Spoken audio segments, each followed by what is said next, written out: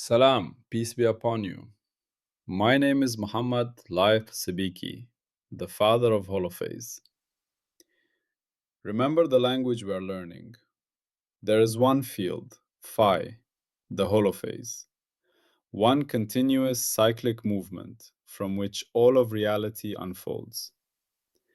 When phi begins to change, its first derivatives appear, and with them, the three dimensions show themselves at once: time as omega, space as k, and motion as v, built from both. Every higher derivative is a finer question about how phi changes, and each one casts three shadows together: a time shadow, a space shadow, and a motion shadow. These echoes mix and weave into one another, forming the patterns we call fields, particles, bodies, thoughts, and worlds. In this picture, everything that exists is a living tapestry of phi, endlessly echoing through its derivatives and their dimensional shadows. Today, we focus on one essential component of the epistemic firewall. In this part 28, we establish the final, crucial protocol for safe and truthful causal discovery. We define the Minimal Intervention Doctrine. This is the firewall mechanism that governs how we are allowed to poke the universe to test our causal hypotheses. The core revelation is one of disciplined restraint. Interventions must be minimal, measurable, reversible, and logged, or they generate artifacts mistaken as truth. This is the discipline of touching phi gently while still extracting causal structure. The skill you will gain is that of a surgical experimenter. You will learn to design interventions that are sharp enough to reveal cause and effect, yet gentle enough not to shatter the system you are studying or create false signals from the trauma of your own probing. Our core question is precise. How do we intervene on a system to learn its causal rules without our intervention itself creating new, confounding phenomena that we mistake for the rule? This question targets the observer effect and the perturbation artifact. We have learned that causality requires intervention, but an intervention is itself a change to phi. It is an injection of a new pattern. If this injection is too large, too crude, or too poorly characterized, it can overwhelm the system's natural dynamics. The response we measure may not be the system's causal response to the variable we intended to change. It may be a chaotic reaction to the shock of our intervention, or a mixing in of side effects from our clumsy method. The Minimal Intervention Doctrine provides the strict engineering standards for building a causal probe that minimizes these self-inflicted errors. Why is this doctrine necessary? The failure mode it prevents is the generation of iatrogenic laws, rules that are caused by the healer. In medicine, an iatrogenic condition is one caused by the treatment itself. In science, an iatrogenic law is a false regularity created by the experimental procedure. A brutal intervention can tear the fabric of phi in such a way that the rip follows a pattern, and we mistake that tear pattern for a fundamental constraint. The doctrine ensures our interventions are diagnostic, not destructive. In holophase terms, an intervention is a targeted modification of phi within a specific window. We want to modify one aspect of phi, say the amplitude of a specific omega oscillation, or the value of a k-boundary condition, or the magnitude of a V coupling, to see how other aspects change. The goal is to measure the causal effect of that one aspect. The doctrine imposes 4 mandatory properties on any intervention. I use to license a causal rule. 1. Minimal. The intervention should be the smallest possible change, sufficient to produce a detectable, interpretable signal in the effect variable. It should change the target variable while minimizing collateral damage to other aspects of the system. Think of a surgeon's scalpel versus a sledgehammer. 2. Measurable. The intervention's own parameters must be quantified with high precision. We must know exactly what we changed, by how much, in which omega per k-verse dimensions. The intervention vector must be logged. 3. Reversible in principle. The system should be able to return to a state indistinguishable from its pre-intervention state, or the intervention's effects should be transient. This ensures we are not studying a permanently damaged system.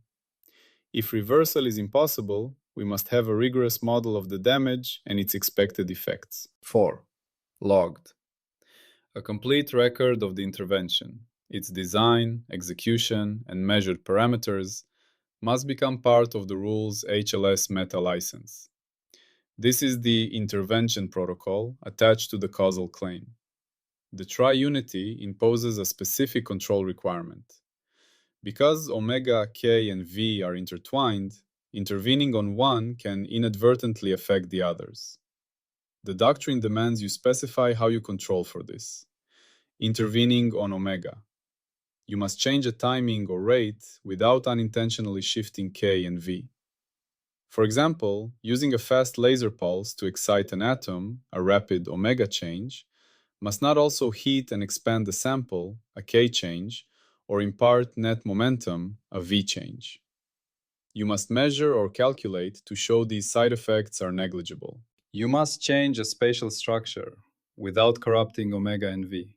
For example, inserting a microscopic electrode into a neuron to measure voltage, a K intrusion, must not fatally damage the cell, altering its metabolic omega rhythms, or cause leaking currents that directly stimulate it, a V change. You must change a motion or coupling without secretly reparameterizing omega and K. For example, applying a magnetic field to change an electron spin, a V intervention, must not also alter the orbital frequency, omega, or the spatial probability distribution, k, in an unaccounted-for way. Formally, we can define an intervention I as an operator applied to the phi field within a scope S. Phi nu equals I of phi OK, parameters P. The parameters P specify the intervention's target and strength. The doctrine requires that the function I is well defined, that P is measured, and that the difference, phi nu minus phi old, is localized in the intended omega k v dimensions. This connects decisively to energy as tally. The intervention itself has an energy budget. You are injecting or removing energy momentum from the system in a specific way. The doctrine requires that this budget is calculated and logged. Energy tallies must remain consistent with the declared intervention budget. If the tally explodes, if you see energy changes far larger than your intervention input, or energy appearing in unexpected forms, you likely injected an untracked perturbation. A large, unexplained energy residual is a classic sign of a non-minimal, poorly characterized intervention that has excited unintended degrees of freedom in phi. Consider a clear example from physics. Measuring the charge of the electron via the oil drop experiment, Millikan's experiment. The intervention is applying a precise electric field, a V intervention, to a tiny charged oil droplet suspended in air. The minimal aspect is crucial. The droplet must be small enough that the electric force is comparable to gravity and air resistance, but not so small that Brownian motion, uncontrolled omega per k noise, overwhelms the signal. The field must be measurable, known voltage, plate separation. The intervention is reversible. Turn off the field, droplet stops moving. It is logged. Voltage, time, droplet radius are recorded. Millikan's genius was in achieving this minimal, clean intervention. A non-minimal intervention would be using a huge electric field that tears the droplet apart or ionizes the air, creating chaotic plasmas and uninterpretable results. Those chaotic results would be iatrogenic, caused by the brutality of the probe, not revealing the law of quantized charge. The firewall role, therefore, is that of the intervention auditor. When a causal rule G is presented with experimental evidence, you must audit the intervention protocol I. You ask, was the intervention minimal, measurable, reversible, logged? Did it control for triunity leakage? Is the energy budget consistent? You are checking the engineering of the causal probe itself. Let us state with crystalline clarity what is allowed and what is forbidden at this gate. What is allowed? You are allowed to design and use interventions that adhere to the four properties. You are encouraged to use the most precise, least disruptive technology available. You are required to document the intervention protocol in full, including error estimates on the intervention parameters P and an analysis of potential side effects on other omega k v dimensions. What is forbidden?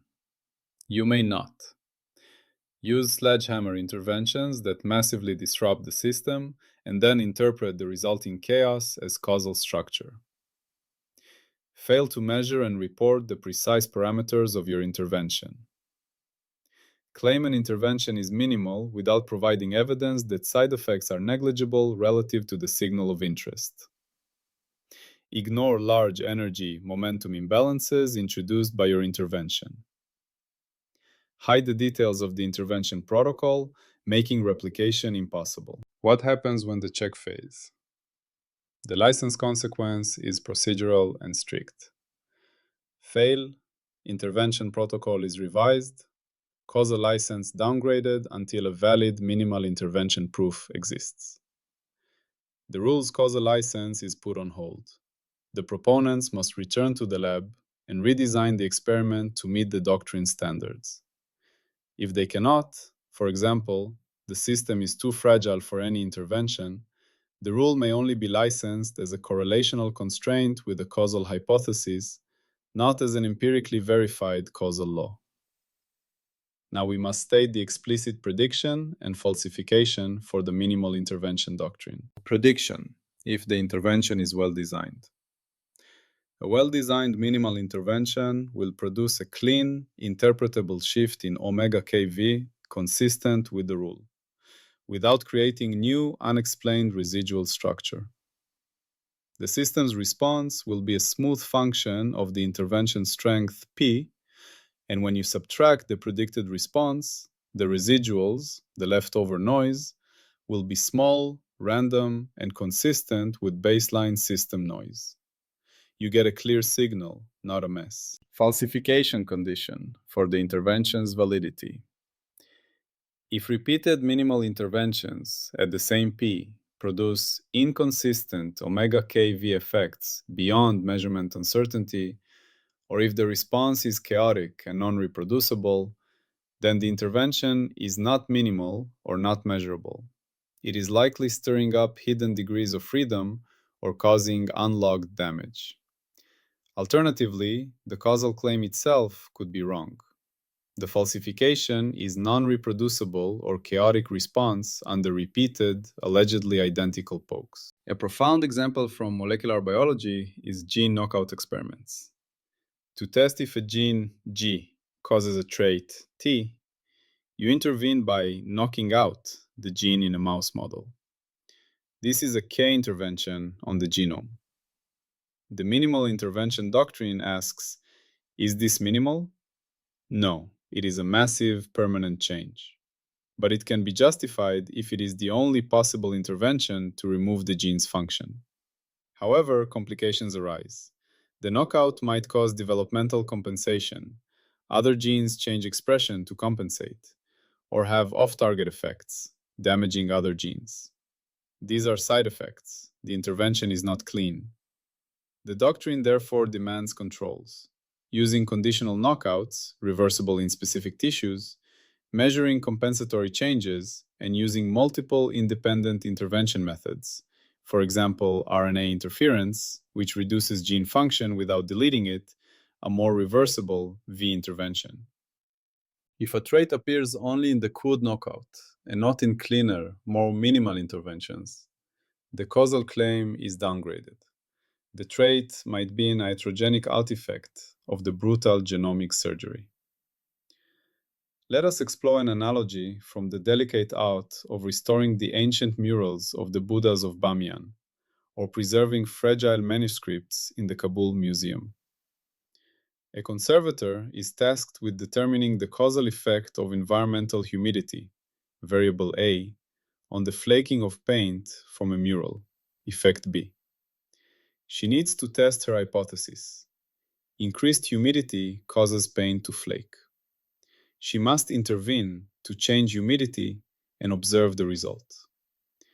A non-minimal, brutal intervention would be to bring a steam generator into the cliff niche and blast the mural with wet air for an hour, then see if paint falls off. This would likely cause flaking, but is it due to humidity or due to the force of the steam jet physically blasting the surface, a V side effect, or due to rapid thermal expansion from hot steam, an omega pole K side effect? The intervention is not minimal, not well measured, local humidity gradients unknown, not reversible, the fallen paint is gone, and the energy budget is chaotic, heat, momentum, moisture, all injected. Any rule derived from this would be an iatrogenic artifact of the brutal method. A minimal intervention following the doctrine would be minimal. Use a small calibrated humidifier to very slowly raise the humidity in a sealed, small test patch of the mural by a few percent, well below the threshold for condensation. 2. Measurable. Use precise hygrometers to log the exact humidity at the paint surface, omega and K resolved, throughout the experiment. 3. Reversible. Have a dehumidifier ready to slowly return the patch to original conditions after the measurement period.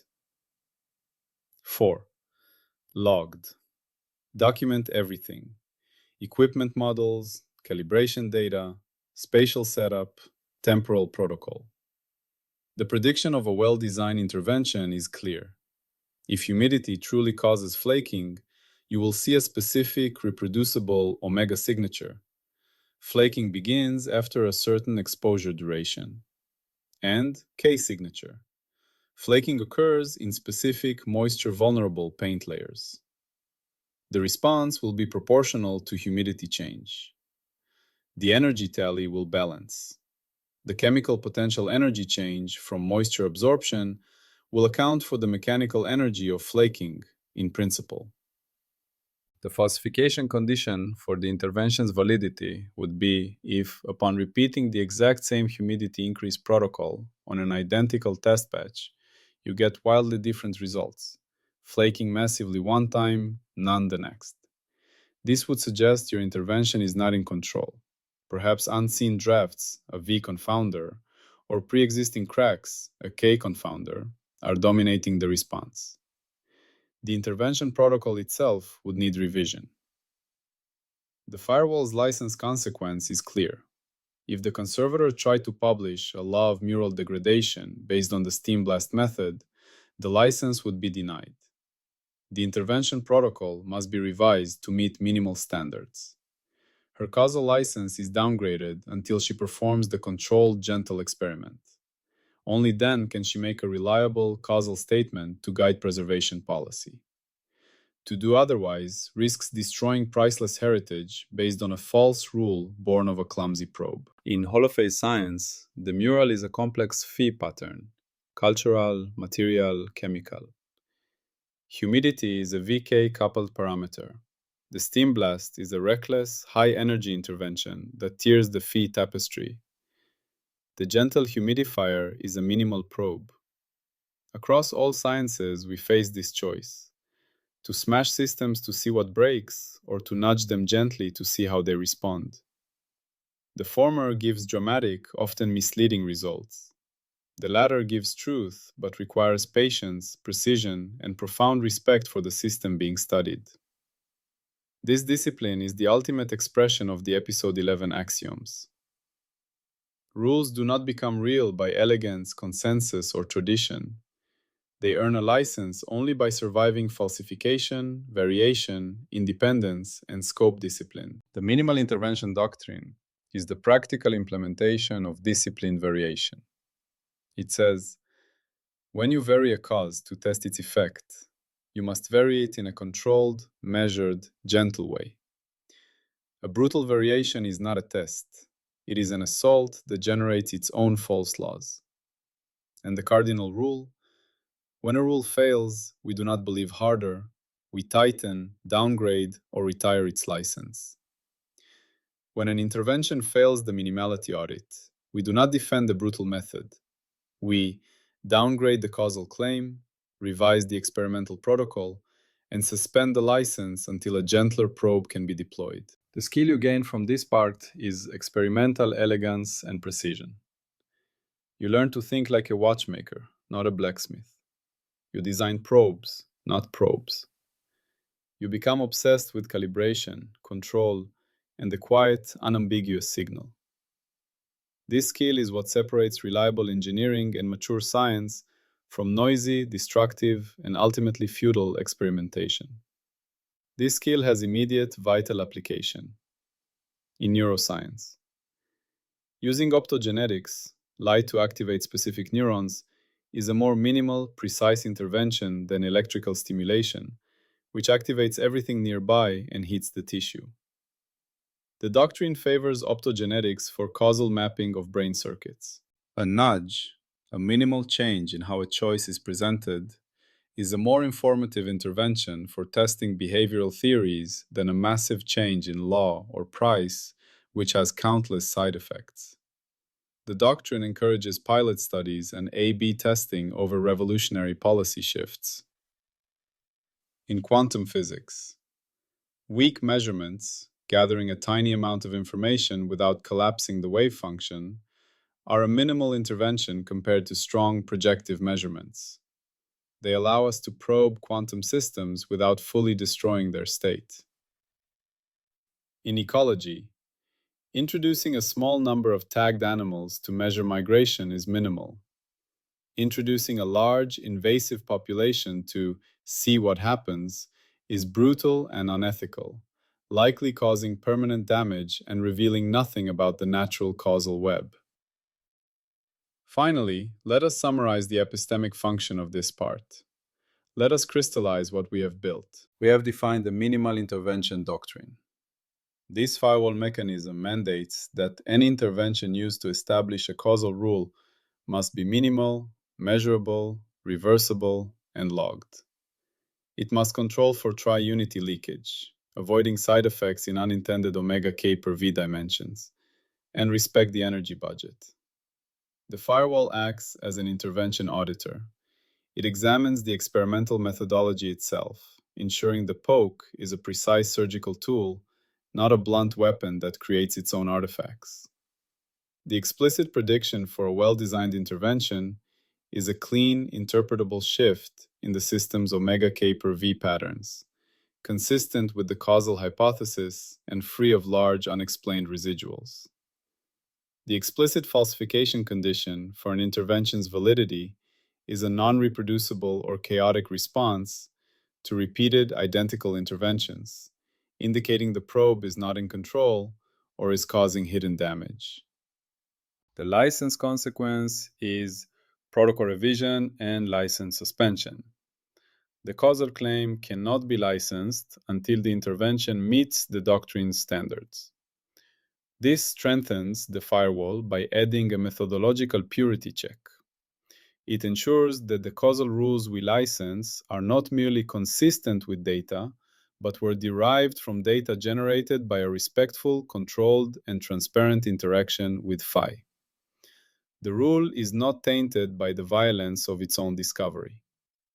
With this, the firewall's causal verification suite is complete and refined.